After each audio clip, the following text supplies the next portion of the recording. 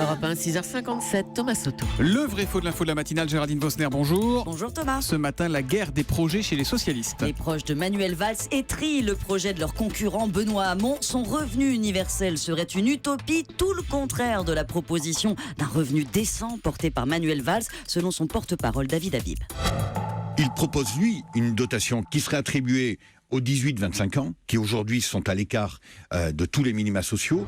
Il serait attribué aux 18-25 ans, qui aujourd'hui sont à l'écart de tous les minima sociaux, affirme David Habib. C'est vrai ou c'est faux ? C'est faux Thomas, même si leur accès à ces minima est très restreint. 176 000 jeunes de moins de 25 ans touchent le RSA aujourd'hui, soit parce qu'ils ont déjà travaillé, soit parce qu'ils ont charge de famille. C'est vrai que les célibataires inactifs de moins de 25 ans en restent exclus. Mais ça ne veut pas dire que cela ne touche rien. Ils se partagent 1,2 milliard d'APL, des aides au logement, et selon le ministère des Affaires sociales, 38% des jeunes, 2 millions donc, ont touché 380 € par mois en moyenne de prestations sociales en 2014, un chiffre qui n'inclut pas la prime d'activité créée l'an dernier et qui la concerne les jeunes actifs dans une acception large, les stagiaires, les apprentis. Un demi-million de jeunes l'ont touché l'an dernier. Donc si je vous suis bien Géraldine, moins de la moitié des jeunes touchent des prestations qui sont loin de représenter un revenu décent. Exactement, 380 €, ça explique d'ailleurs un taux de pauvreté beaucoup plus élevé chez les jeunes et la décision du gouvernement de créer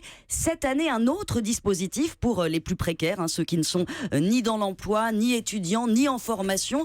Depuis ce 1er janvier, la garantie jeune leur permet de toucher l'équivalent du RSA en contrepartie de démarches pour trouver du travail. 900 000 jeunes sont potentiellement concernés, donc il est faux de dire que rien n'existe. Manuel Valls propose simplement d'aller beaucoup plus loin en fusionnant les minima sociaux existants et en étendant le RSA à tous les 18-24 ans, donc sans contrepartie. Le vrai faux de l'info de la matinale, tous les matins juste avant 7h sur Europe 1. À demain Géraldine.